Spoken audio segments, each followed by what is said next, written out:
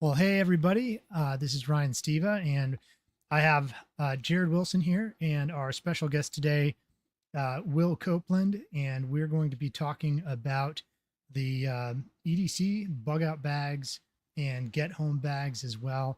This is the Resilient Living podcast, and we do this every Tuesday at 6 p.m. So if you want to join us live, if you're hearing this later, just hop on YouTube and find us at 6 p.m. or Facebook. We stream it to a few different places. So welcome, guys. Thanks for being here. Welcome, Jared, and welcome, Will. Thanks for joining us today. Thanks for having me. Thank you, man. Will, I don't know you, so this is a great opportunity for me to get to ask you, who is Will Copeland, and just give us a little bit of a history of how you got into being prepared, doing, thinking about EDC, bug out bags. Was there a point at which that happened? Tell us a little bit about yourself. Yeah. So, I come from a background of a little bit of law enforcement. And so dealing with troubled youth. And then I actually worked at the penitentiary for a couple years. And so when you're in and around that environment, man, you just kind of want to be ready, right? A sense of being alert and, on point. And then growing up on a farm, day-to-day life, you got to, carry things around with you. And so I've always been the kind of person I want to be able to fix what I come to, right? I don't want to have to ask for help. I guess that's a man thing, right? Pride. Yeah. And so I wanted the knowledge, and then I wanted the tools to be able to do so. And so I later in life, I got into internet, telephone, security systems, doing that for a living. And now I actually do my own business, doing handyman work. And so tools have always been a thing for me, and knowing how to fix things, right? And so my background kind of revolves around being ready, being prepared. And now for a living, people call me to fix things, Sure. right? And so that EDC, having stuff in my pockets or on my person, or within, say, walking distance of me, to be able to fix or take control of a situation, or just to be ready, has always been a priority for me. And then, yeah, I mean, it's pretty much it. Yeah. Okay. Nice. So being somebody who is not especially, like, I have not dug in super hard on preparedness. I have kind of my angle of preparedness, which is being able to produce food, making connections in community. I try to have EDC, but my big thing is I really struggle to get that EDC down to everyday carry. Like, Right. I want to have everything. So, okay. So both Will and Jared, Jared, maybe go first, just give me your like summation on how do you whittle that down, and what do you carry? And then Will, once he's done, if you could give me some info on that too. Sure. So, as far as my EDC, okay, let's do a pocket dump, right? Okay. So I carry a pocket knife. It's just one of those things that, like, I grew up with. Everybody should have some form of a way of cutting things. It's just, you should. It's just one of those things. Another thing and this is from being a biomed, a flashlight. I cannot tell you how often I just need to be able to see in the dark spot. I need to be able to lay it on the floor and find that screw that fell, whatever. And getting something small. And as far as EDC goes, small things are convenient because they aren't obtrusive. When I ride motorcycle, I had a long one, it would fall out and I'd have to replace it. So expensive. So yeah, that. What else do I have? Usually I have my ball cap on. In my ball cap, in the brim of it, or in the sweatband, I usually have at least $20 rolled up in the sweatband. Stuck into the bill of it will be a sail needle for paracord. So if you got paracord, it's got 7 twisted pair strands of fine nylon, and that sail needle will, you can use it. When we get into the 10Cs, well, that's in there. Yeah. And so that's just something that I always have on me, I guess. But it's particular to the environment in which I live. Aside from, like, I also, if you ever see me out and about, I usually have a green backpack on. And we'll dig into what else in my green backpack, but on my person, that's typically what my EDC is. Because the backpack isn't EDC. That's sometimes carry, right? No, I always have my green backpack. I've had people, like, I rode up my motorcycle up to the Legion one day, and I left it at home. And the second I got there, I got asked by 3 people, "Where's your bag? You're making me uncomfortable. Where's your bag?" It's just, I always have my bag. If you go to church, it is sitting on my chair in the front row. It's there. I just always have it, because so it has all of my other stuff. So it has, well, it's sitting on right beside me right now. It has my paracord. It has all of my medical stuff. It has my remote hole punchers. It has all of the other stuff, my tourniquets, my quick clot. It has all of my land navigation stuff. So compasses, alternate forms of starting fires, ferrocerium rod, lighter, magnifying glasses, all of the topographical maps for my area. It's all my stuff. I don't know. And a water bottle. Cool. So Will, same question. How do you narrow it down? So, because I want to have the kitchen sink with me, and what do you carry? But whatever you're comfortable sharing, at least. Oh yeah, no. So I'm just like Jared. Like, the first thing I go to is a knife, right? I recognize that knife. Right. I love this knife. I love this knife. Available at Resilient Living. Yes. And everyone needs one. Shameless plug. So, but a knife, because Jared's right. A knife is your first, that's your first of a lot of things, right? From defensive to it's just the first. Yeah. I mean, it's like, defense, survival. I cut up sandwiches for my kids. Yes. I mean, the knife is kind of like my little boy's blanket. Like, it gives comfort, right? I mean, oh, don't you hate traveling when you fly and you can't have your knife? I've flown one time. Oh, okay. Okay. I've done decided that if they can't build a bridge to it, I'm not going. Okay. I'll go to Hawaii when there's a bridge. When there's a bridge. So a knife, right? So that's gosh, dude, ginormous keys. I keep that one separate. I've got something. Oh yes. Oh yeah. So it has a pocket clip, but I don't. This goes on my pocket to pull out. This is down in my pocket, and it's a Gerber. Yep. Jared, what is this? Oh, I can't think of the name of it, but it's a slim tool or something. I something cannot like remember. that. Straight drive. Anyway, it has knife. But what I love about it is it's got a screwdriver. Yep. Yeah. That bit driver is fantastic. It is. I like this over another giant competitor because it is a standard bit, and the other competitor has flat bits, and yes, But screwdriver, saw, I've used that more times, sure, than I care to even think about it. Good for drywall. Like, I was surprised. And then, like, this is, I think, a leather owl is actually what this is meant to be. It's a hole poker. It's a hole poker, man. And so, but I keep some form of a multi, right? Yeah. Because, like I said, when I was kind of in the introduction, I like to be ready. If you don't need the pliers, something like that is so convenient because it's so small. So I carried a multi for years. Yeah. And the multi I wanted was so bulky. Yep. With a pocket clip. Oh, I mean, it's like by the time you're done, you look like the rodeo clown with the big pants, right? And we don't need to look like Batman with his belt. Right? Yes. And I mean, and that's what you're getting at, Ryan, is like you can't be Batman, even though how cool would that be? You know? Yeah.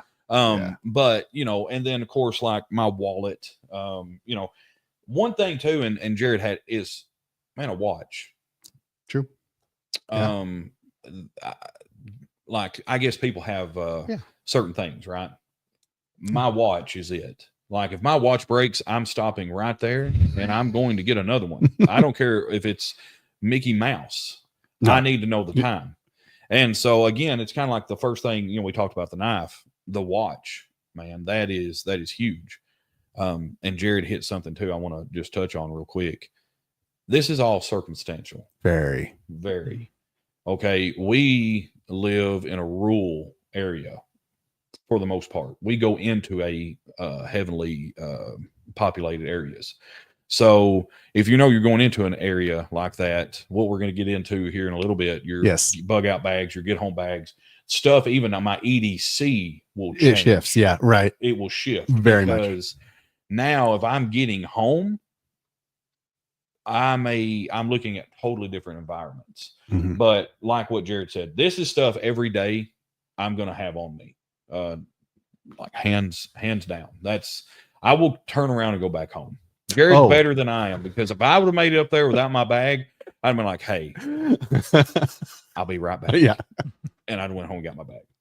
But that's, absolutely. So my two that I really settled on and then keep losing, so I haven't gotten to buy new ones yet, was the Wingman by Leatherman. Yeah. Because it's fairly slimline and I can just stick it on my pocket. Sure. It's got a knife. It's kind of crappy, but it's a knife. Yeah. And pliers, and I do a lot of random weird jobs where all those little tools are really helpful. Oh yeah. And then just a pocket clip, flat rechargeable flashlight, super high lumen. Yep. But I like the ones that have the clip so you can stick them on a hat and make them into a headlamp if you need to. Yep. So those are my big ones. I've also got this guy. It's an exchangeable blade. Yes. My only issue is I end up using my blade for prying more than I should. And this little part on the back here, it likes to split. So I don't know if I can show that on camera, but yeah. So I've got to get a new one, but sure. Those are kind of nice, because then if you dull your blade, you can just swap it out. Swap it out. Yeah. And you can still sharpen them. You can take that dull blade back and sharpen it and keep using it. But sure. That way you have a instantly sharp knife if you need it. I really like the Gerber little tiny pocket clip one. Jared, you have it at resilientliving.com. I do. Or in your shop at least. I really like those ones too, because they just take the standard utility blade. Yeah, exactly. Like, so when I do travel, I would carry that, because I could just pop that blade out, throw it away, get to wherever I'm going. I can always find a tool, shop somewhere that's got a utility blade. Put that in there. I've got something. I'm good. Yeah. Yeah. Or even if you can I don't know if you can put the blades in your carry-on or not, but I like Probably. that you can take the blade out. Yep. That's a great option. I had this money clip that I loved, and the TSA stole it because it had this little tiny letter opener on it. Anyways. Yeah. We could complain forever about them. So, do you guys want to? I don't know how you want to talk about this for sure, but do you want to talk about beyond EDC or anything more about EDC or everyday carry for those who are uninitiated? Yeah, right. Yeah, my mom messaged me. She's like, "What is EDC?" I'm like, "Oh, I really probably shouldn't have used an acronym that most people may not be familiar with." Yes, everyday carry. Yeah. So it means something you're going to carry on a daily basis. You're not going to leave without. Exactly. So yeah, if we wanted to get into more of the bag carry items, the list that I go off of is from Dave Canterbury, and he had the 10 C's of survivability, which is just a really down and dirty, bare bones look. If you've got this stuff, you're going to be able to survive in pretty much any environment. for at least a while. His whole thing was 72 hours. Like you can get a pretty good distance in 72 hours. You can get home from a lot of places in 72 hours. Sure. So if we just wanted to kind of dive down that little rabbit hole, that would be, I think, where I was planning on going. Do Okay, you guys so want to answer this question quick since we've got somebody asking? Hey Caleb, what's up, bro? All right, what would be the most recommended daily work and carry knife? Is there a fair? Is there a fair answer to that? No, there really isn't. I mean, because it depends, right? It depends. So yeah. So Caleb, like you're working around, automotive stuff. You're on your bike a lot, so it's gonna be a little bit different. Because I don't know how much I'm gonna trust having like a pocket clip to hold your knife in, because it can just bounce right out, while you're going down the road, and then you just lost your knife. That would suck. That being said, you don't necessarily want to have like a leather holster style sheath hanging off of your belt. If you're not wearing a belt, then that's, for a work knife. You definitely want something. You definitely want something with a good strong blade. Oh yeah. So blade steel, 1095 high carbon. Yep. Or D2. Those would probably be any of the CRs. Yeah, any of the CRs would be good. And I mean, a work blade. Now, when I think work, I'm thinking at least a 3-inch blade, if not longer, right? And that's what I was kind of leaning more towards was like something sheathed, like a fixed blade. Yeah, like almost a fixed or something. Or like CRKT, where you have a decent length. Boy, I hope this doesn't get us kicked off Facebook. Decent length blade, and it locks up solid. Yes. It's it sits deep in the pocket, so it's not as likely to come out. It has really good spring steel for the clip. I don't know about you, I catch my clips on my seatbelt all the time, but this thing, after a decade of use, is still just as tight to the body as it was when I got it. Yeah, I speaking of flashlights, I'm embarrassed. I always carry a flashlight. And you don't have it on you? I don't have I carry an You have to admit that. Dude, you knew what we were talking about. I know. I know. I don't want to, but I carry an Olight TS or T5S. It takes 1 AA battery. Yeah. But it has the clip, Ryan, like what you were talking about. Yeah. You can put it on your hat. Yes. Yes. That's actually huge. And having a standard battery is really nice because you can swap it out. Yes. That's huge. Yes. Plus, you can get the nickel metal hydride rechargeables if you want to, or lithiums, or Yeah. Try to always with flashlights, try to stick with a AA, AAA. Yep. Something that Standard. I can walk into a house and take your TV remote control and smack it, and I've got 2 new batteries. Right? Yeah. None of these silly little tiny button batteries, or no. I've got some lights that take that. Oh yeah. But they're shoved in a bag. Yep. It's like, the apocalypse is upon us. That's why I like this one. It's USB chargeable. Yes. I have a couple like that too. Yes. I love it. Sorry. I really hate the what is it, the 123s? Yes. They're like half length, and it's or they're like short and it's like, kind of dumpy don't looking. Don't do that. Just don't do it. There's no reason but to. To go back to the question, it's really circumstantial. Yeah. And it depends on what type of work. Like you stated there earlier, maybe you used your knife a little too much to pry. Well, now it's malfunctioning because that knife is not designed to do that. Really, knives are not designed to pry. Right. No. But if you can get the Gerber that has the pry bar built in, so yours has the This, I think this is intended to be a bottle opener. It is. It works. No, that's a pry bar. Dude, it is. That is a pry bar, and I have done amazing things with that little guy. It's a paint can opener as well. Yes, it's all of those things. And for what, $50? Fidget toy, something like that. Oh yeah, look. I mean, I can't tell you how many times I've sat around and done this right here for hours, and it's amazing. But yes, I mean, like $50, and now you've got something that you can actually carry in your pocket. Cut. You can. Yes. You got the screwdriver. You got the pry. Yeah. I'm going to go with this every time. I love this.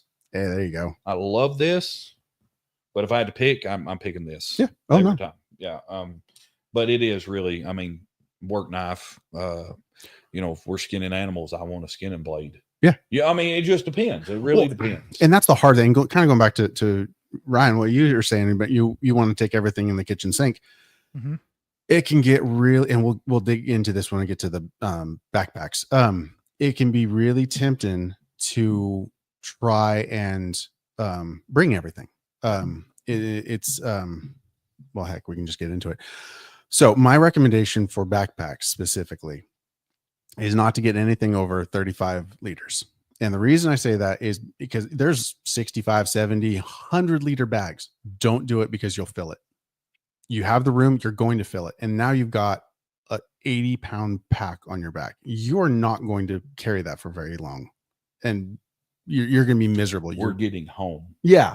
That's the concept. And that's it. It's like, I'm not going to need to be able to, you know, do everything just in order to get home. Right. There's a specific driving purpose here. And I'm absolutely guilty of bringing everything in, including the kitchen sink. I had a multimeter in mine. I'm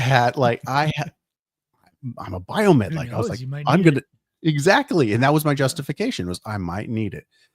Right. And I really had to wrestle with learning to be better at using my knowledge and utilizing the equipment I have, and making things not just do that singular, you know, specific thing, but like, okay, this can be used for this or this. This can be used for, you know, all of it, because I know I have the knowledge because I've read the books or because I've taken the classes or whatever.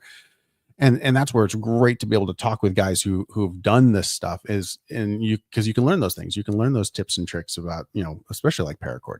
Paracord is such a fantastic,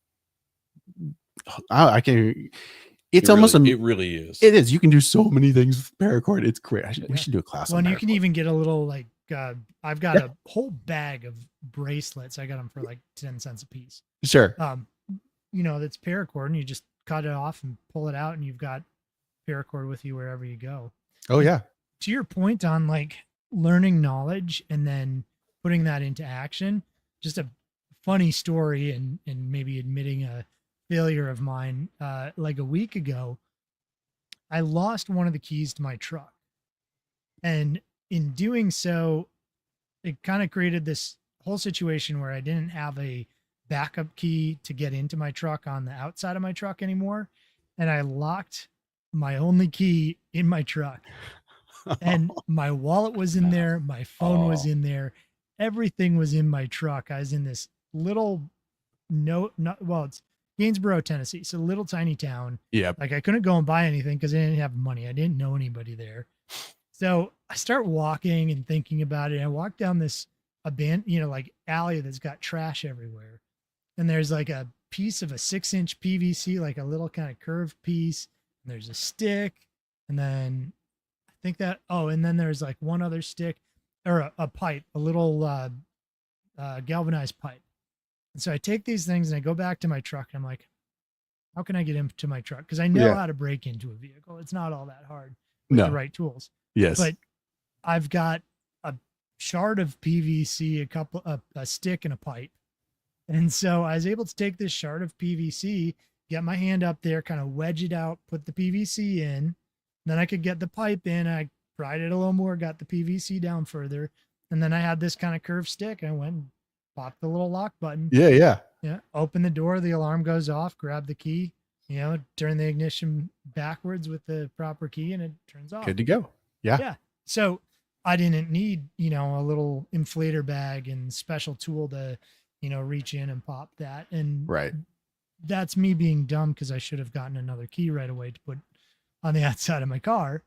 But, the ability to think through a problem and figure out how to do it oftentimes is more important than having the tool with you. Oh, very much. Oh, very much so. Yeah. I wanted to hit that tonight, and Ryan did. The most important thing is this. Mm-hmm. Mm-hmm. None of this stuff matters if you don't have this. Right. Being calm, cool, collective, and just stepping back and thinking, and then going through the training. You can spend thousands and thousands of dollars on gear. Yep.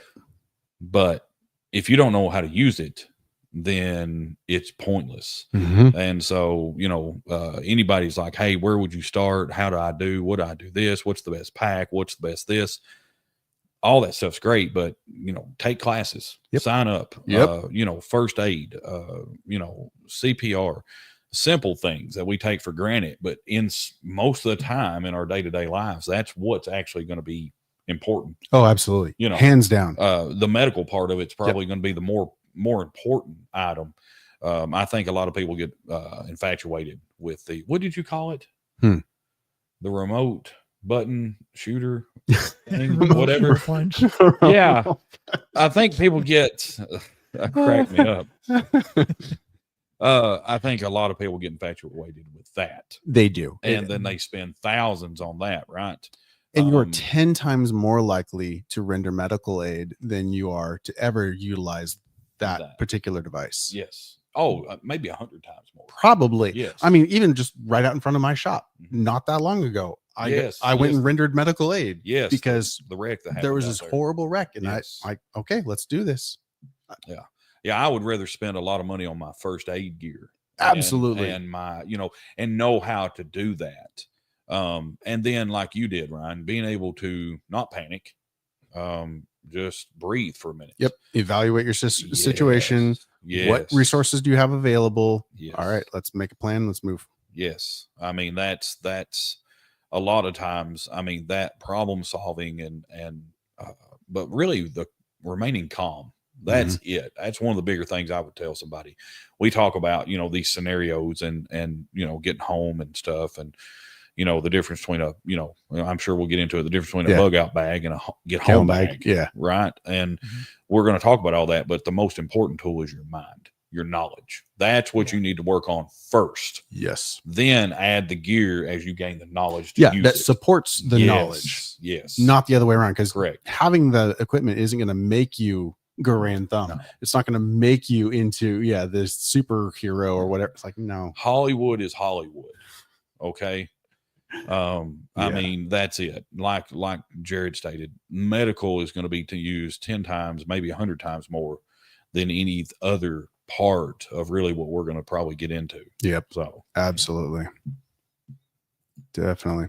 So so Dave Canterbury has this list, right? It's the 10 C's of survivability. And I like it because it's fairly easy to remember because all of these words, start with a C. And so that makes it easy. So, and we've already kind of touched on the first one, a cutting tool. So you need to have something for cutting, whether it's cutting rope, cutting food, self-defense, whatever. I do recommend having some kind of a full-tang blade.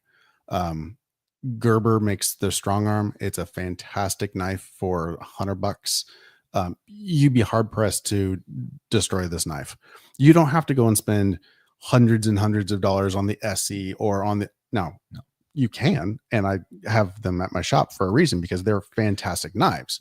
Don't get me wrong, but you don't have to. It's not going to, I mean, a cut is a cut. Right. That's exactly right. I mean, like I said on the working knife, look at the steel. Yeah. Do the research. Look at the steel. If it's got good steel in it, it doesn't matter who makes it. No. Right. I mean, I've made some pretty honestly, not touting my own horn. Yeah, I am. Out of lawnmower blades, like, oh yeah, a lawnmower blade or a rasp, a file, whatever, you can make a fantastic knife out of them. Yes. And it'll last you forever. Yes. So yeah, some kind of a cutting tool. The next one is combustion. You need to be able to stay warm. You need to be able to cook food. You need to be able to purify water. You need to be whatever. You need a signal fire, something, scare off predators. So some way of creating fire, be it a Bic lighter, a Zippo, a magnifying glass, a ferrocerium rod, anything that you can think of, a 9-volt battery with some steel wool, whatever. I mean, there's a lot of different ways of starting fire. Just need to have something in your bag for cutting, something for starting a fire. The next one is cover. Can you grab that pouch? Yeah, that one. So this is something that we sell in the shop. Is Arcturus makes it, and it is a survival blanket. and you can get one anywhere. You don't have to get one of these. These are more expensive, but they're really, really nice. They're reflective. So if you build a fire, the reflective surfaces, you know how you're sitting around a fire and your back is always cold.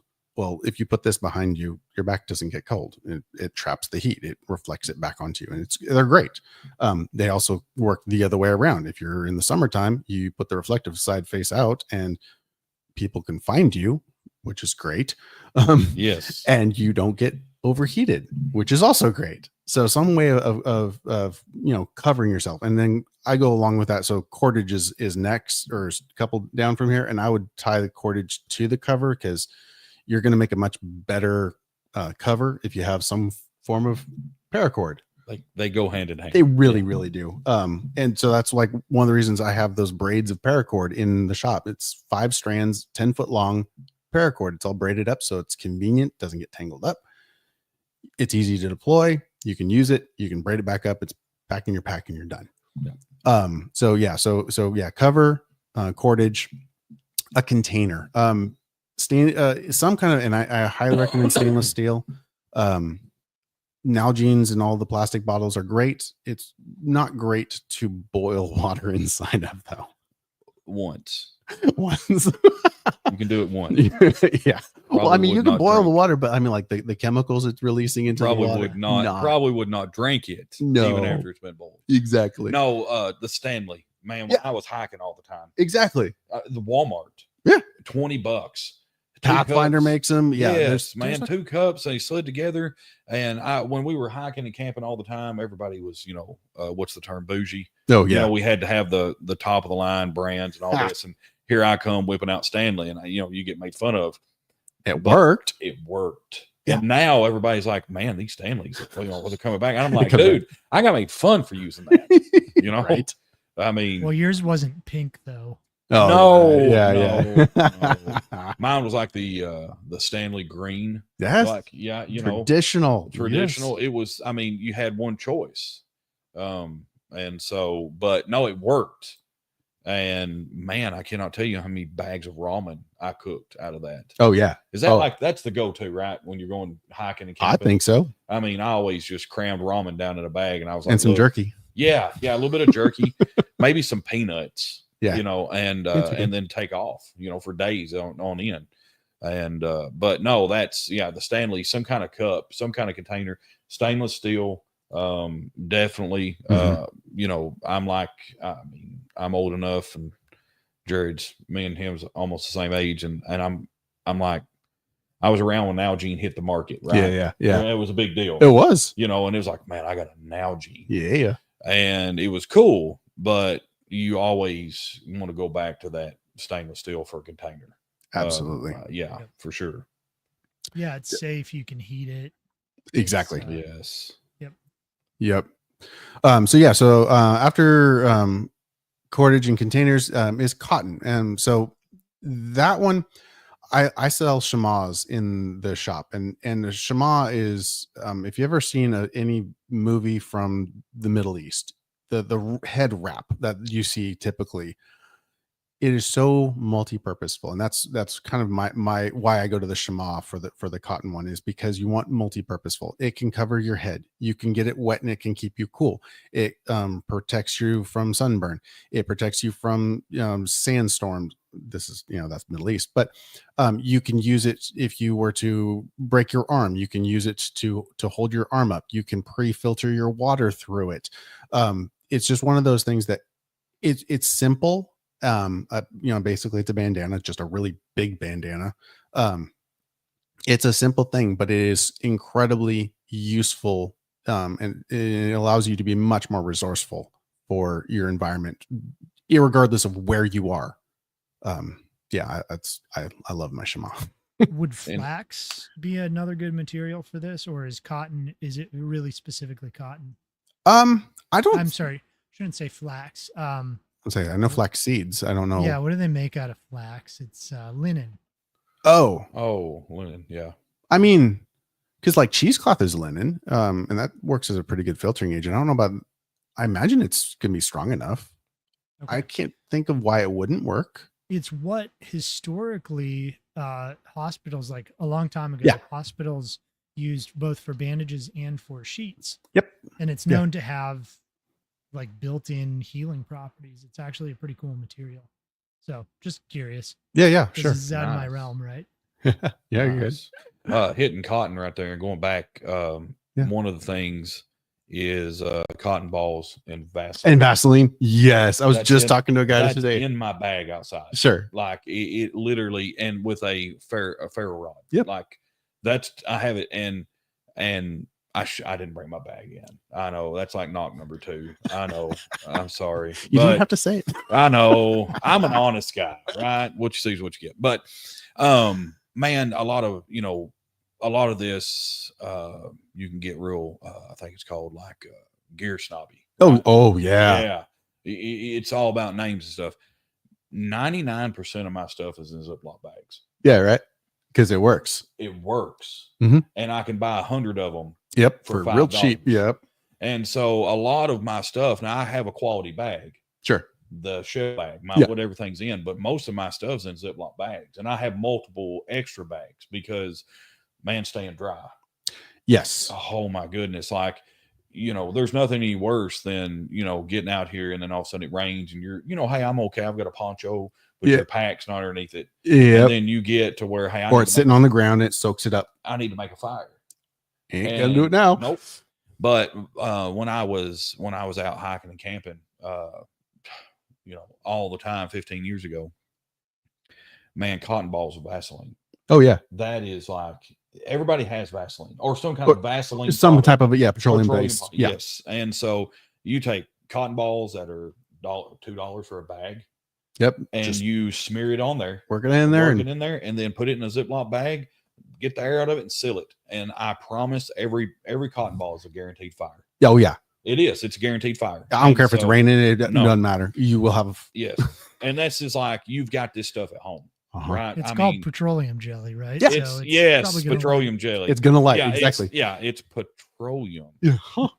And so that's exactly right. And so, we talk about all this stuff. Please, it's like, well, I don't have the money to do this. No, you got most of this stuff in your house already. You're like, well, I don't have a full-tang knife. Well, you have a kitchen knife.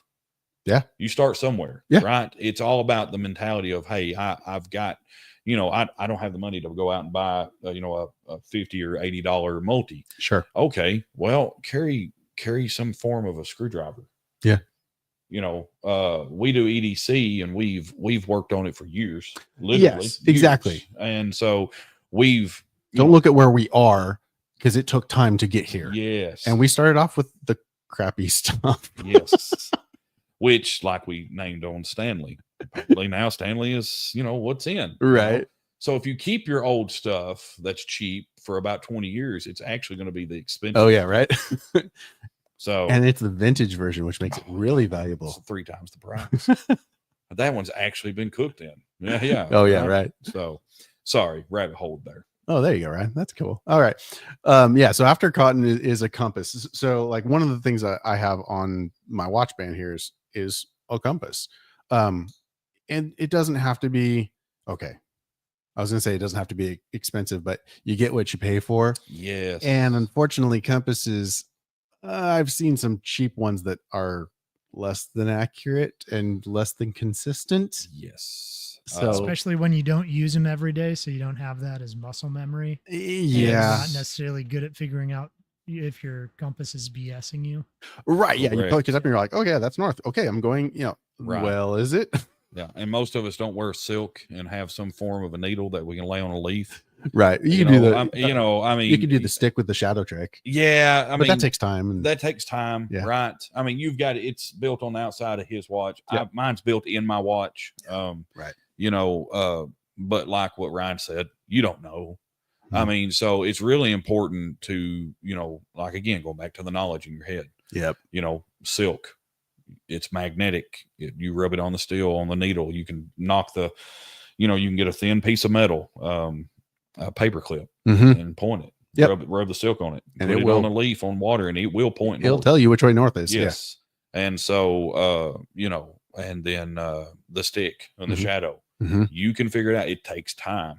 No, you know, I mean, it's like what, about 15 minutes or so. And Yeah. you can get enough to figure out east west, and then Yes. from that you know which way north is. yes, yeah, But going back to the knowledge, like if That's you right. don't know, it's like, I mean, we all know that the sun travels east west, right. but we don't necessarily stop to think about, okay, well, that means that if I stick a stick in the ground and we mark where the shadow's tip is, in 15 minutes the shadow will move, and that will be an exact east west line. Correct. We could think about that, but You could. we don't necessarily. Yeah, but if you know that, If you haven't eaten in 17 days, yeah, and you're like day you're not number thinking- 2.5 off of water, right, and you're staring at the stagnant pool that's got like brown stuff in it, and you're like, you know what? I'm gonna die anyway. Yeah. I'm gonna have a drink of water. You know, sticking the stick in the ground, watching the shadow probably is not going to cross your mind. Right. Spend the money on a good compass. Yeah. That is the moral of that story. Yeah, Sun Tzu is a great Yes. one. And there's different styles of compasses, and we're not really going to dig into that, but take a class. Basic land nav classes. They're the Boy Scouts can teach you. I'm like, there's a lot of, get a good book, watch a YouTube video. There's great land nav classes out there. Well, you mentioned you got your topographical maps. Yeah. That's huge. Oh yeah. You hit that, and when you said that, it hit me. Man, spend the money and get that. Yes. Where you live at. You live. Yep. Get those. I think I have about 6 at the house. Sure. And that's enough, basically. I can see where you're at. Yeah. To my house. Yeah. All the way to the north side of my county. Yes. Yes. Like so about 4 to 6 maps, you'll have your county. Yeah. And with my job, I've got the corridor basically. So I go from Cookville all the way to Chattanooga. Yeah. Run the 111 corridor, because I figured, if I'm going anywhere, it's probably going to be along that line. That's right. That's right. If I need something else, I was going to Yes. say, just on navigation, one of the things that I've done with my kids is you can stop at like one of the welcome centers near you. Oh, yeah. If you've got a rest station, they'll have local maps. Yes. And so it's not, I wouldn't necessarily rely on it. It's fine to have in your car, but I've gotten those and given them to my kids. Yep. And so we'll do like, it's both a distraction for them, but also a great teaching tool. Yes. So I can go, hey, can you figure out where we are on the map? Right. And so like most adults don't know how to use a map today. That's So to have small kids who can open up a map, look at it for a while, watch until we pass a road and go, well, I know we're on I-40 and that road says this. Find it on the map. Yes. And then I can ask, okay, which direction are we going? And for them to be able to answer that, like that's something we should be instilling in our kids. Yes. And Yes. something we should be practicing too. And so just that little thing that we do periodically, and it's totally free. It keeps the kids busy, keeps them thinking about something, keeps their brains engaged, keeps them from fighting in the car. Right. It's just Yes. a fun little thing you can do. We do the same thing whenever we go to the any of the parks, because the parks usually have a map for the park. Yep. Which is really great, because if you have kids that have a propensity to wander off, them having a map is a good thing. Yes. I don't know who you're talking about. I wouldn't, I'm not naming names. Yeah. It's okay. He won't watch this. Right. So compass is great. Next thing is candlelight. So this is basically your general light source. So your flashlights or whatever, headlamps, chemical glow sticks. Typically in all of my backpacks, I have chem lights. They're stupid cheap. I don't know. You can buy 100 pack of them for like, I don't know, $20 or something like that. What's funny is I actually seen them on Amazon the other night, and it was like it was like 100 pack. I think it was $12.99. Oh, really? Okay, yeah. Yeah, they are really They're cheap. really cheap. I love giving them to my kids just so they can go around and have play out in the woods or whatever and have fun. And it's really fun to just they're really fun to shoot out of shotguns. Sorry. Didn't know you could do that. I don't recommend it, but it's hilarious fun. It rains. It's Rains colorful. glow. And another thing too, if you're traveling at night, or say, if you are getting home, right, Yeah. or you're bugging, Yeah. And I want to say this too. To me, the difference between a bug out bag and a get home bag, if I'm bugging out, I'm by myself. Okay. I'm going by myself. Okay. You have a purpose in I have leaving. a purpose. Yes. Sure. I'm getting a thread away from my family or whatever I have to do. Yeah, sure. Right? So I'm bugging out. Like I am.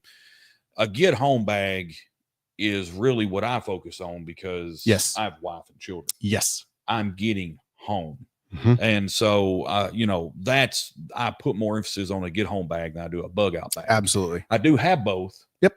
But my bug out bag gets very little attention. Whereas my get home bag, if I'm going to a, like I said, a heavily populated area or something, stuff inside that changes. The variables change. Right. And so, that's the difference for me in a bug out bag and a get home bag. Mm-hmm. Very much and so I know that might be a question for somebody. So sure. Anyway, yeah. there you go. And no, you're good. It seems like there's a bit of a distinction too in like between a bug out bag, which is, kind of geared a little bit towards maybe wilderness survival type situations, as opposed to like there's another term, but like a to-go bag. Mm-hmm. So let's say you get the call that one of your kids was in a car accident and they're okay, but you need to get to the hospital fast. You might be there for a couple of days. Yeah. Having a to-go bag that has a change of clothes, toiletries, has medication. That's a good one. Yeah. Like so I have allergies, so I have a EpiPen. Yeah. So in all my bags have yes. and I also have antihistamine in some form or fashion, like Benadryl or just pure antihistamine, in some form. So I have multiple things because I have allergies. And that's a big thing. If you wear glasses. Yes. Have an extra pair. That's right. Don't get rid of your old glasses. Yes. I don't care if they're scratched up. I don't care if they're bent up. Just keep them. Throw them in your bag. You to get into EDC, and this stuff, you almost have to kind of drift over into the hoarder a little bit. I look at it as I'm channeling my grandparents who went through the Depression. I'm honoring my and I'm just keeping I'm just keeping the word going. I'm just honoring my father and mother. But no, seriously. What I was saying on the difference, I got off right there. But like the glow sticks. Yeah. It's the Hansel and Gretel theory. Mm. If you are base camp at night and you're like, I need to go look for water. Yeah. You pop those. Yeah. And then that's why I love the mini ones. Yes, you can pop those them. Tiny little guys, and you just pop them and then drop them. Mm-hmm. And then, every 100 yards. Blue Force gear, I think, has the dispenser that you can put on your belt, and it has a stack of them, and you just break it as you go and drop it. Break it, drop it. And it's breadcrumb. I think that's beyond Batman. So the original that application Flash. What was military. So you can get those as an IR, so you can see them under night vision. Okay. And so as you're going along through the woods, you can pop it and drop it. And so the guys behind you know exactly what path you took. Yeah. That was the original intent. Yeah. Makes sense. Getting turned around. Yeah. Like you can, you're already in severe stress. And so if you're like, hey, I need to go look for a water source, but here I'm going to leave my main bag here and just take this, and I'm going to go out this direction. It's kind of dusky. You can pop something like that, and it's a point of reference. To get your way back to base camp. Absolutely. Absolutely. So okay, so that's candlelight. So the next, there's only a couple more. So cargo tape. I don't care what kind of cargo. It could be duct tape. It can be 100-mile-an-hour tape. It can be Gorilla. It doesn't matter. If you haven't lived until you've had to repair your tent in the middle of a rainstorm, or your bag rips the bottom out of, and you got to fix it with something, and or your pants get ripped. Yeah, you squatted down and ripped. Yes, and you're like, oh, man, that's wonderful. Yes. So cargo tape, and then that really kind of feeds also into the canvas needle. Having a needle, and like I said, I put it in my ball cap. Being able to sew back up my boots, being able to sew back up my bag. It's just one of those things that you're not going to need it likely, but boy, if you need it, you really are going to be happy that you have it. And going back right there, you remember we talked about you got that all? Yes, dude. Right there it is. Yeah. I can poke holes in leather. Yep. And as long as I have paracord with me, I can repair what I need to repair. Exactly. And so, I guess that's my canvas needle there. Absolutely. So that's a localized hole punch. Yes. Yes. Right. Yes. As opposed to a remote one. Yes. Yeah. Correct. So there's a couple that I would add to this that aren't part of the original 10Cs, and that's some kind of way of cleaning water. We've talked about this on other podcasts where you're not going to be much good if you don't have water. So having some way of filtering it, whether it's one of the water bottles that have the built-in filter, or a Sawyer Mini, Yes. or a Platypus, or whatever brand you like, and that's where we can get really bougie. Yes. Really fast. A Grail Yes. bottle is like $150. Yeah. You're not going to go wrong with the Sawyer. No, exactly. You're just not. And especially the price point, what, $25.99 Yeah. or something like that. And it comes with the bag, Yep. the filter, and the hose. Yep. You can pick that up at Resilient Living too, by the way.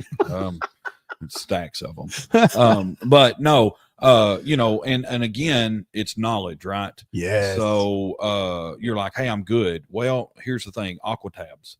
Yeah. Aquatabs kill stuff that may get through one of these filters. Yep. You don't know if there's a dead animal floating in the stream up above you. Yeah, Giardia sucks. Yes, right. And so layers of water filtration. Yeah. If you guys watch any kind of survival show or anything, you'll always see a contestant get put out because they drunk bad water. They got too big of a hurry. Oh, they panicked and they go over and they drink. Going back to what you said is keeping us, your mind cool, calm, and collective. Man. Absolutely. I mean, you're not going to die. You're thinking, oh, I'm going to die if I don't get a drink of water, and you just, you drink out of a mud pole that's got, or a muddy puddle of water, and you're like, I feel so much better. You do for the first 3 hours, and then your guts start trying to just tear themselves in half. And it's terrible. So aqua tablets are $10. Oh yeah, for a bottle. I mean, and so for less than $50, you've got a complete water filtration system, and that's going to last you for much longer than 72 days or hours. Yeah, probably 72 days. Yes. Yeah, I mean, you're taken care of. So there's places to spend money. The Sawyer's got 100,000 gallon rating, and then those tabs come with 100 tabs or something, and each one of those is good for a couple gallons or something. Yeah. Oh yeah. No. Yes. Yeah. And so fire, boil it, strain it. I mean, I can't emphasize on water. Make sure your water is clean, because that will put you down. You will not make it home. That's it. You will get sick. And so there's places to spend money. If I'm gonna spend money, it's on first aid, water filtration. Those are like the two things that I'm gonna spend money on to make sure that's good. Absolutely. So then and we'll get into the first aid. Some form, this seems kind of silly, but we kind of what we're talking about, calmness. Some way of centering yourself, stopping. And now that could be having your Bible with you. That's right. I have waterproof Bibles. Having some pictures with you, having some kind of a morale boost, deck of cards, some entertainment, something to just stop and get some form of normal, I guess, can be incredibly powerful. You're sitting around your fire, you're like, okay, it's okay, but I'm still freaking out. Having something to a Write in the Rain notebook that you can start jotting down thoughts, what's going on, what you need to do, can help to really calm your mind in those types of environments. So I recommend put something in your bag that can help you to really calm down, and only you really know what that's going to be for you.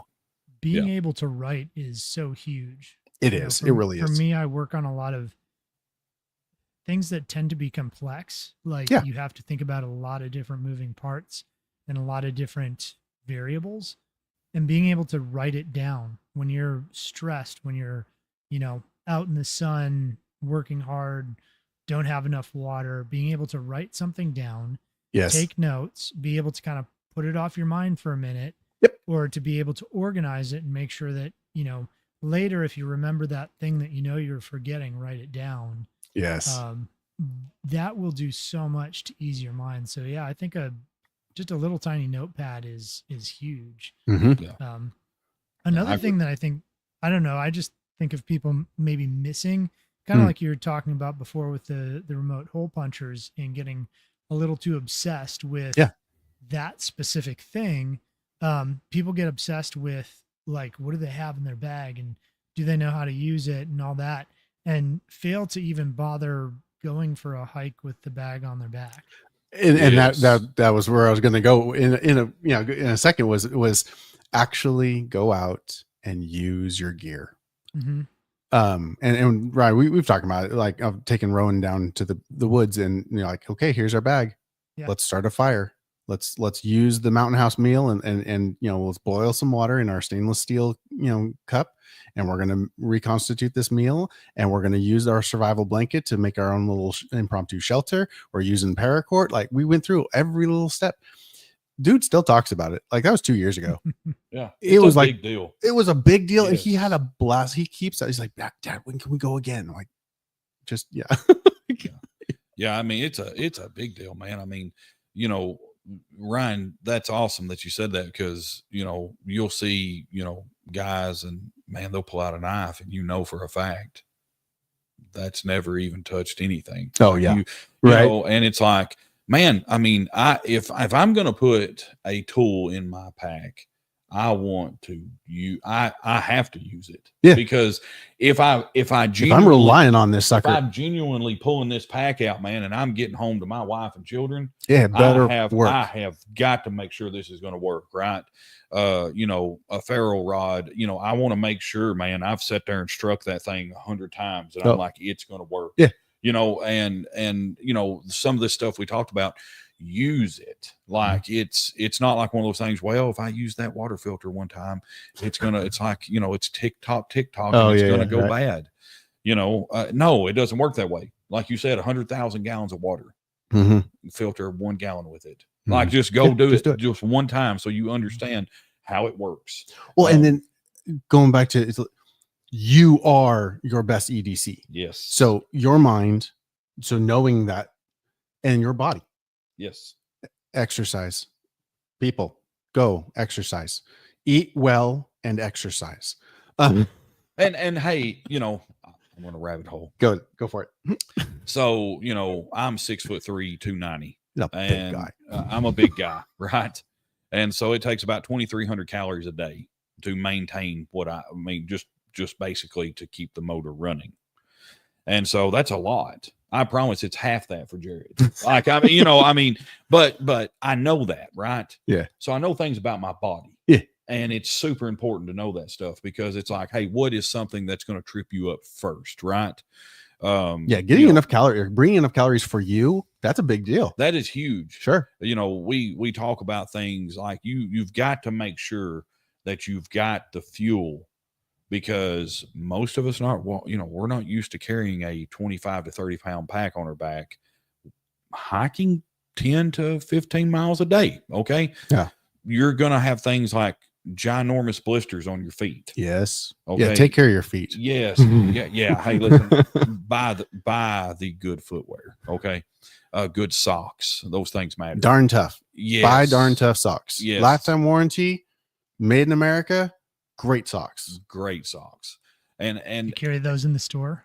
I don't yet. Their minimum order was significant, so I didn't end up with them. But I'm still plotting. I'm trying. When we get bigger, I think we will. Cool.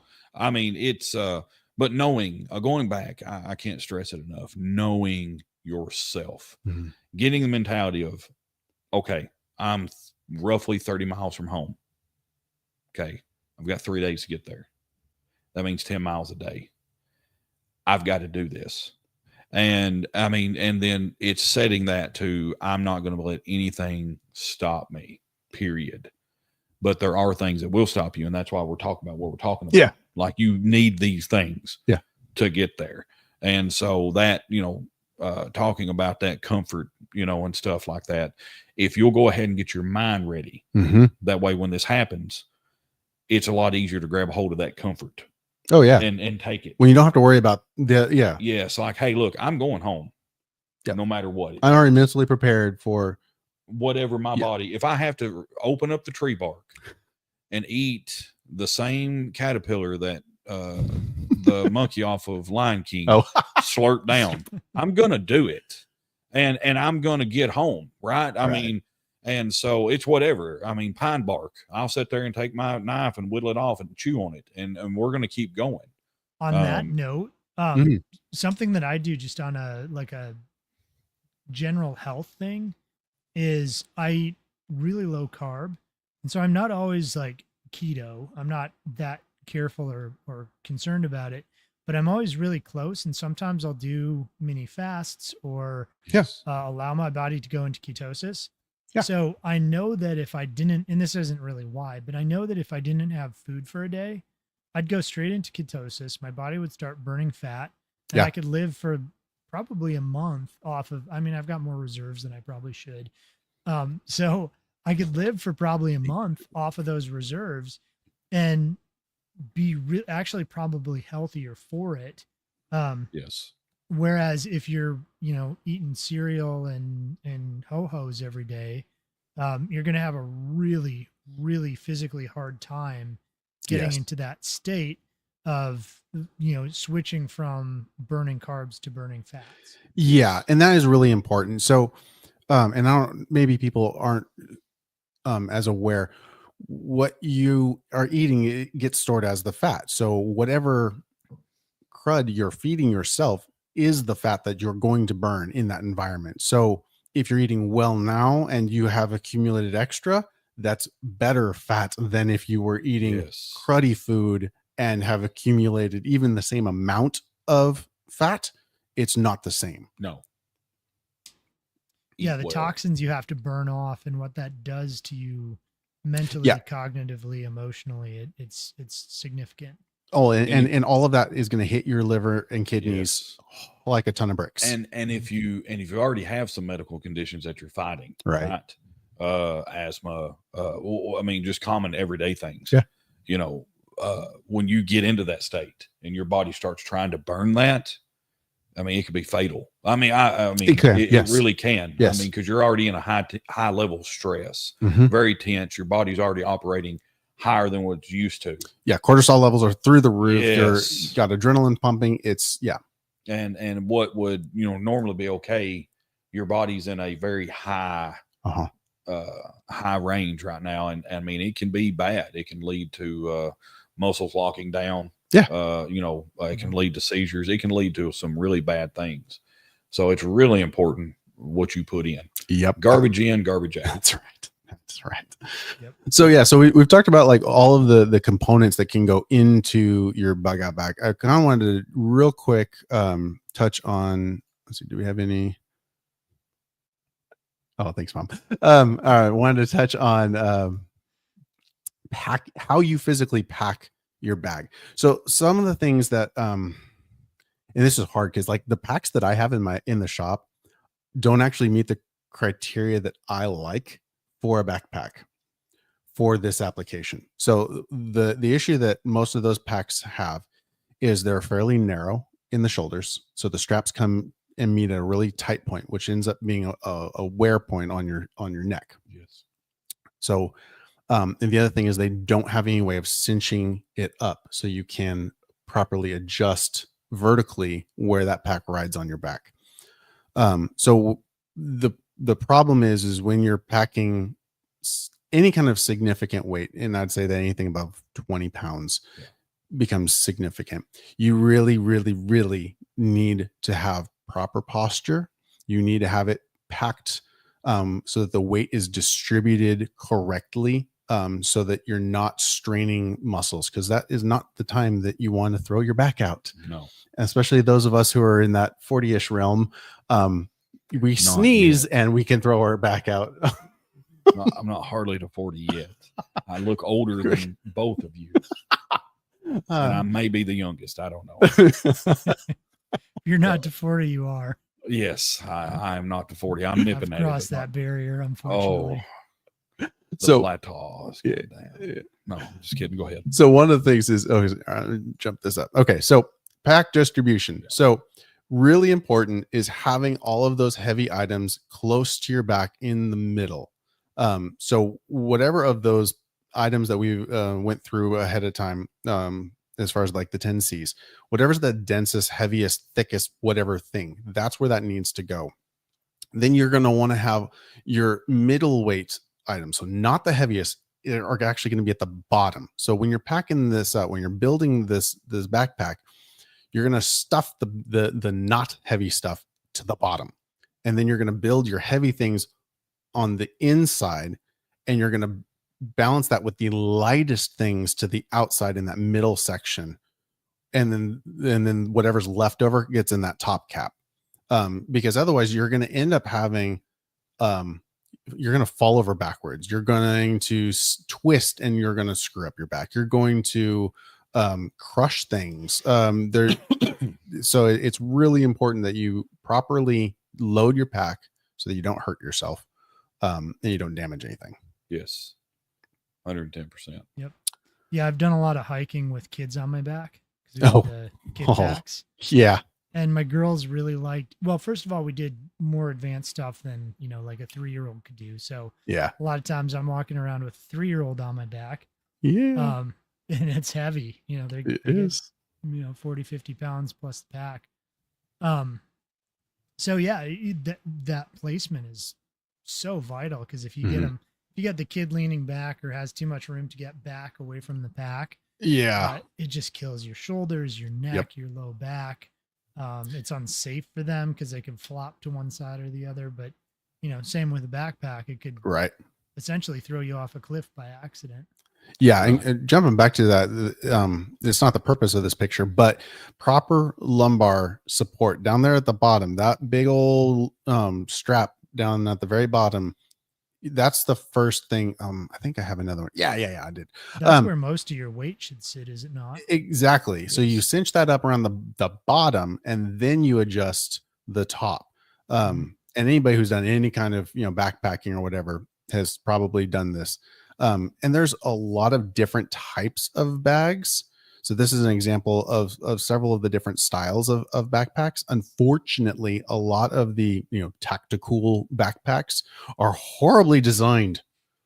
And they're not what you want for this application. And I'm saying, going back to what you said earlier about that's something to spend money on. Yes. It is worth it to get one that has good lumbar support, that has the adjusters so that you can properly position it in against your back. It doesn't have to be a big old exo frame or anything like that. No. Internal framing is fine. I've even got some soft bags that they're adequate. If you stage everything internally, it becomes rigid enough, it's got the cinches on the outside so it can become fairly rigid. Right. But those lumbar, you got to get that weight sitting on your hips. Yeah, I mean, if you're like, hey, I'm just getting into this, Amazon, if you'll just take the time to read the reviews, yes, you'll find some really good. I'm trying to think, probably $80 to $100 bucks for and it's a good pack. I mean, you don't have to get Mystery Ranch. You don't have to get like those are you're $300-$400, and it's like, wow, Osprey or whatever. Yeah, like $2,500 and set up. No, you can get one of these bags set up for, I mean, complete from nothing. What, $250? Yeah, probably. Yeah, I mean, and now you're ready to go, right? I mean, and so if you take your time and find things on sale, which is what I love to do, is I'll put things in my watch list always, and I get Amazon will send me, hey, that's on sale. I'm like, fantastic, go ahead and buy that. Yes. And when it goes on sale, you need to go to resilientliving.com. because my friend will price match. Oh no. No. I do try to beat Amazon prices on anything I can. That is my goal. See, that's the goal right there. Absolutely. So that's basically our bug out / get home bag. And I absolutely agree. So whenever we go someplace, I've got my green backpack. So that one's coming with me no matter what. I have a second backpack.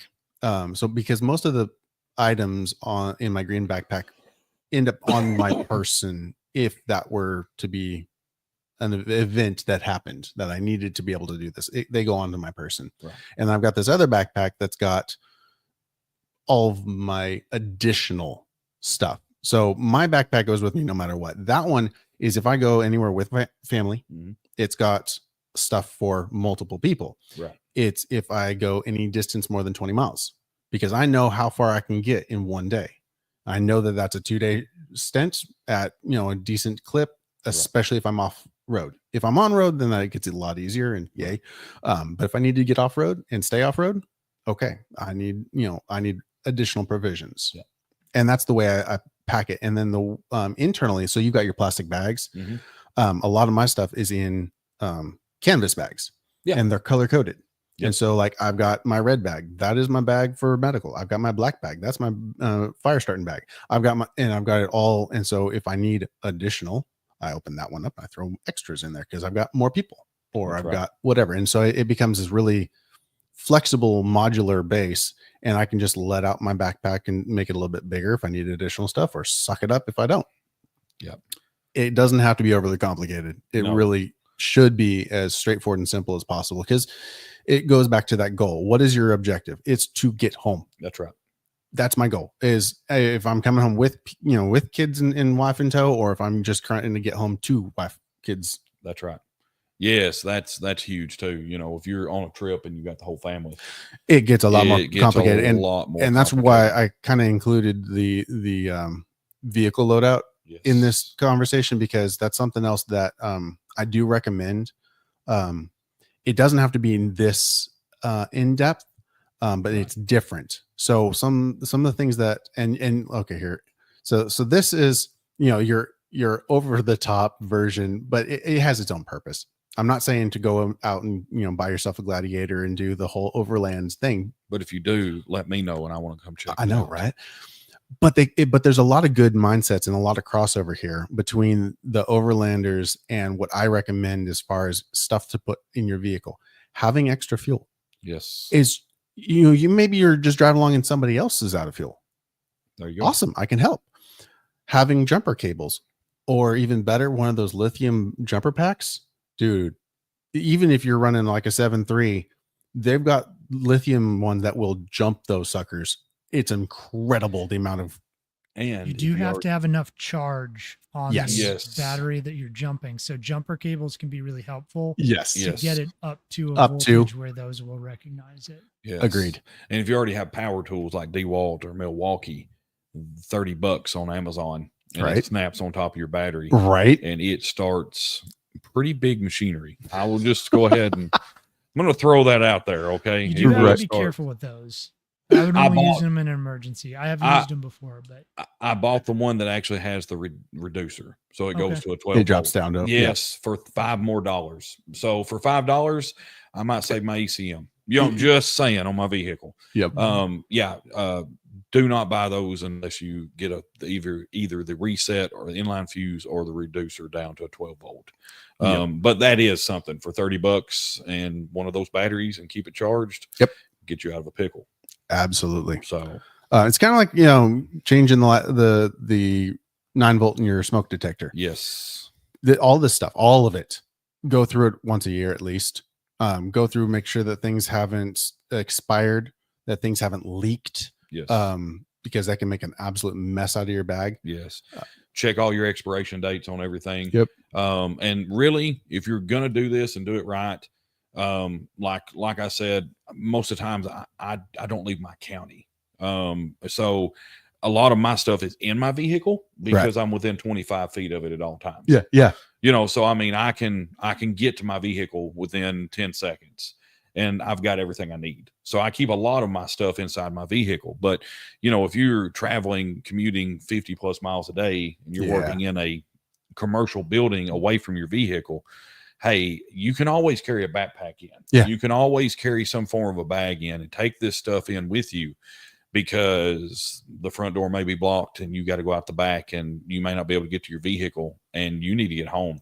And so now you've got your bag with you. Jared, he takes his bag with him everywhere. I have my bag in my truck. And if I know I'm leaving my truck and it's going to be an uncomfortable amount of distance, my backpack's on me. Right. And I go. And backpack, when you're looking at this, coming from a tactical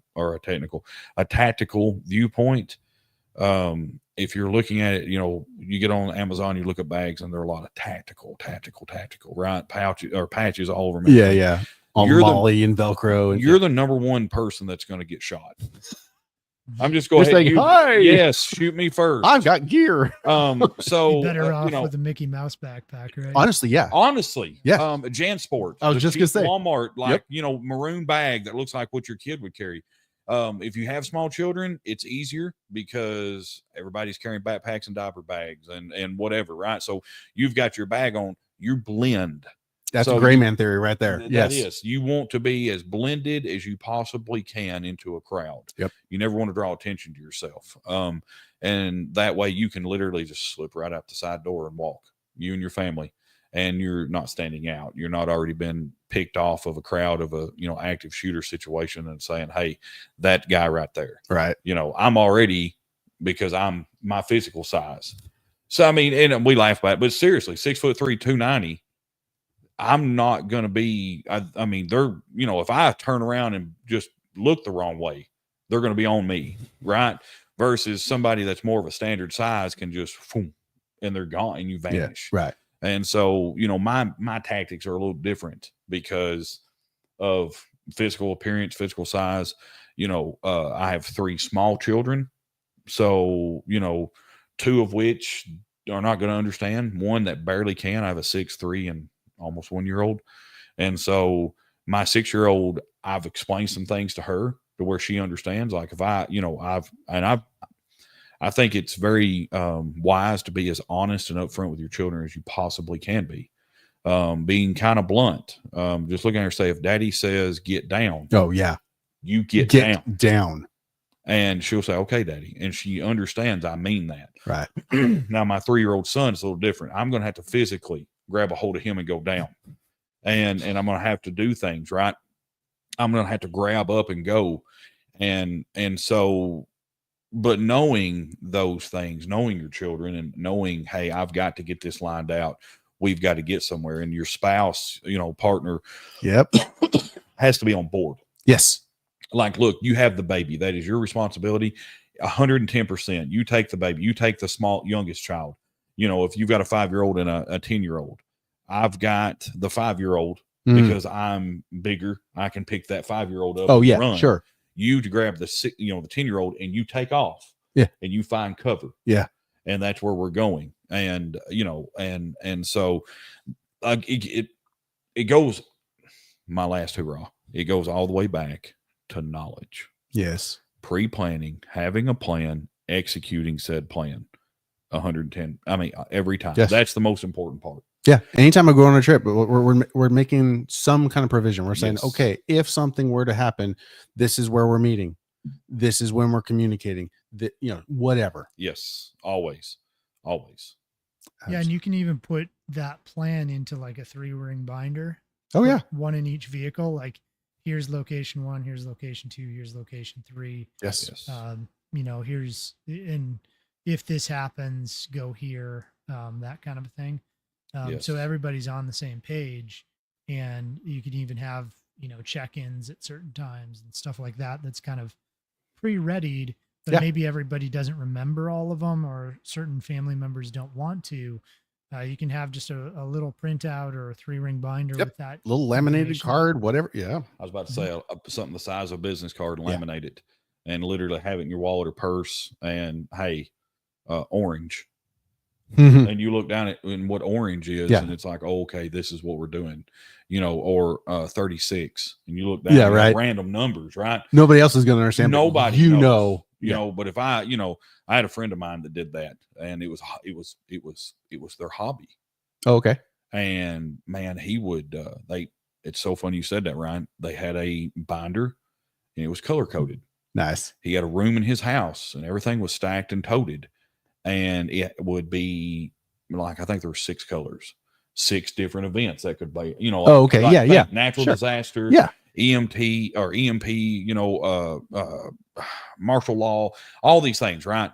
And so it was a hobby. And he would call his wife and be like, yellow. And in the phone call, that's it. And that was it. Yeah. And they knew exactly what to do. Like if she got home, she would go in and grab everything that was yellow and start putting it in this vehicle. Yeah. And then if he didn't get there within 15 minutes, they went to point 2. Oh And yeah. she had a certain amount of time that she would sit there and wait, and they'd go to point 3, and then point 3 was the last one. Like that was the dead, right? And so, man, they practiced that. Like he told me one time, his wife called him and like he's like, dude, I've got the grocery cart at Walmart. There's like 3 people behind me, one screaming kid, one old lady that's mad, and then this other guy in front of him was like unloading 2 buggies worth of stuff. He's like, I'm trapped. Right? Oh, My phone rings, and it's his wife, and she goes, Blue. And he was like, no. And and dude, he did, man. He left his whole cart sitting right there and walked beside it, man, and walked out and went. I mean, they took it serious. Like, hey, because as soon as the phone call ended, it started. Right. And he was like, I have X amount of minutes to get to here. If I don't, I have to go to here. Yep. And if I don't make it to point 3, then there's other actions that she already knows to take. That's awesome. And I won't know where she's at. Yeah. Like I have X amount of time. Yep. So, you know, make it a game. Like what you said right there, make it fun where the kids get involved, like with the map, right? And that's a really good idea. I never thought about that. That's a really good idea. Give them a map and say, hey, who wants a sucker? And if your kids are like mine, they're like, oh my God, man, it's on, you know? Yeah. And they're like, tell me where we're at on that map. Right. And I'll give you a sucker. And then watch their little brains start working. Like you said, they'll start looking at road signs. Yeah. Oh, okay, that. And they'll find it. And I mean, kids are a lot smarter than what we give them credit for. And so, I mean, but having that plan, making it a game, doing it. Repetition. On that point, we need to teach our kids like critical thinking. Yes. That we're trying to teach ourselves. And the other game that I play with my kids, or it's not really a game, it's more like, it's just a critical thinking question, right? So they'll come to me and ask, you know, why does this thing do that? And I'll go, what's your hypothesis? Do you think? Yeah. Yeah. And then they'll go through and give their hypothesis, and I'll ask them a few more questions if it seems warranted. Okay, well, Sure. What if this, or what if that? Or, you know, have you thought through this part of it? We'll go through the whole kind of like scientific hypothesis forming process, and it's quick. It's not boring. It's actually a lot of fun.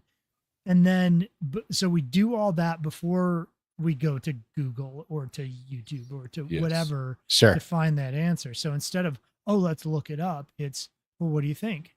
And then we might even look it up a different way. It might be, you know, okay, we're going to look that up in one of our, you know, reference books that we have on hand. Sure. As opposed to, we're going to go type it into a search engine. So yeah, I like that. Just critical thinking is something not only we can do with our kids, but something that we can kind of sharpen our own skills at while we do it with our kids. Yes. Yeah, I agree with that. That's good. That's really good. So sorry. No, a little bit no, there. you're good. No. I think it's great. I think, that's pretty much everything that I really wanted to cover. There are some options for additional storage in vehicles that are pretty clever. If you have, you know, a large-ish, you know, SUV or something like that, they make these molly plates that go on the back. I do recommend for medical stuff, and only because it needs to be conveniently located. Yes. And I like those because they're physically attached to the seat. Having responded to, you know, vehicle accidents, it'd be really convenient to be able to, you know, open a vehicle and go, hey, look, there's a med kit. Sweet. I'm gonna Yes. Hey, you have a tourniquet. Fantastic. You know, Yes. Let's use that. I'm guilty of the opposite. So I've got a not good enough medical kit in my vehicle. And, you know, it's better than most people. Most people have right. nothing. So I'm working out, you know, out in the field, and I make a bad cut with a knife, or I poke myself with something. Sure. And inevitably I'm digging for my med kit that's under like 5 layers of 5-gallon buckets full of tools, you know, somewhere where I can't get to it and I'm bleeding. And it's not the right way to do it, because I don't cut myself that often, or badly at least. Right. So it gets kind of knocked down under that layer of other things. Yeah. So I like that. I like having something on a med kit on the back of a seat that stays there, and it's kind of up above everything else. Yeah, and they make ones that have Velcro on them, so you can just grab it and rip. The other thing is, so the Molly, you can weave a piece of plastic through the Molly, and it'll actually retain it to that plate, and then you just grab that piece of plastic and rip it out, and then the pouch just falls off. That's my preferred method. But yeah, there's lots of ways of attaching it to those plates. Cool. And they're available at resilientliving.com. Plug. Thank you. Yes. Sweet. Well, is there any comments, any thoughts from the peanut gallery? Doesn't look like we got any more. Jared, yes, sir. So people got a quick picture that I put up of your 10 C's that were written out. Yeah. Is your list of kind of things done enough that I could copy and paste that into the YouTube description? As far as what you threw up there, you could, that could absolutely be posted up there. I don't have the additional ones in there as far as like water filtration, the medical first aid stuff. But that 10 C's is just a good solid starting point. Okay. So if people are listening to this after the live stream, probably half an hour out, I can post or paste those 10 C's that Jared put up. So you can kind of review them if you want to. Maybe I'll make a PDF of it and like just post it on my website. That would be kind of a good resource. Yeah, that would be. Yeah, I can do that. Absolutely. Well, I think we covered a lot of ground. I'm sure there's more that we could cover because these are detailed topics, but thank you both for being a part of this. Thank you, William, for coming out and making the time to do this. It's awesome. Thanks for having me. Local guests. William, do you do anything that you want to let people know about? You mentioned handyman type work, farming, anything that you do that, our audience might be interested in or might want to hire you for? So yeah, I own a company. It's called Hickory Valley Handyman, hvhtn.com. You can go on there and see work that we do. We do anything from remodel, renovation, from partial to whole home. We are currently building out a tiny home. It's about 420 square feet. And so you can get on TikTok, look me up, Hickory Valley Handyman, follow me. And I do weekly, sometimes more than one video a week of kind of the progress that we got going on with it. It's just me and my dad. So we got about 46 years experience combined. And so, but yeah, I mean, we do pretty much anything. I called it handyman in the beginning, but really it's more than that. We do construction and we really focus on remodel and renovations. And so, yeah, if you have any kind of project at home, there's nothing too small or too big that we can't, do. And I had to go back right there. Was it yesterday? I drove a staple through that finger. I was putting insulation up in the loft of that building to be like the bedroom, right? Laying on my back with a slap stapler. And I was like, hey, I got it. And I had like my knee holding it up and I went, whop. And man, it's so cool because me and my dad both were firefighters too. And so we were both emergency medical responders. Right. And so I was like, hey, Dad, I'm going to need a Band-Aid, And dude, I hear him take off. Right. And so my dad's got like this giant med pack when we were first responders. And man, he rips out, the good, I say it like this, the good Band-Aids, the fabric. Yes. And the real good and tacky. And I put that on there, man. And so like, and he like automatically starts going through. Hey, when you get home, you need to get that, open back up, wash it out with alcohol, clean it up, look at it. On it. Yeah. Put Neosporin, like get it sealed back up with good stuff and then put a Band-Aid on it. And I'm like, I'm almost 40 and my dad's still just right there, and I love it, man. I wouldn't want it any other way. But yeah, I mean, we do all kinds of things. And so, yeah, if you need any kind of project at home or anything like that, hvhtn.com, and you can go down to the bottom and contact us and we'll get in touch with you as soon as possible. So, yeah. Cool. Well, I just added you as I start following you on TikTok, which is Hickory Valley Handyman. So you were easy to find. So, Yes. Yeah. It worked out. I didn't have to be like H Yeah, Valley yeah, right. man 84 29 50. So I was kind of shocked. I was like, Yeah. wow, I must be the only Hickory Valley handyman in the that's world. why there's a "the" in front of my the Homestead Consultant. Yeah. 'Cause Right. that was the domain that was available. If I Yeah. put "the" in front of it. Yeah. So- Yeah. So William, know thanks so much for being here. Thanks for having Jared, me. give us a rundown of what you do and how people can get a hold of you. Alrighty. My name is Jared Wilson. I own Resilient Living, which is a storefront, but it's also our website, resilientliving.com. Oh, here, I can throw it out there so that you can all see it. For those who are watching live, you can follow us on YouTube at Resilient Living, on Facebook. You find us at Resilient Living, on Instagram at Resilient Living. Then TikTok, I had to do the _living. Yeah, that's just the way it works. So basically, what we do is I sell books on homesteading, on animal husbandry, on gardening, on a lot of this survival, disaster preparedness. We sell freeze-dried foods. I sell knives and emergency blankets, like this one. I've got a little bit of everything, and a little bit of knowledge, and a lot of friends who have even more knowledge.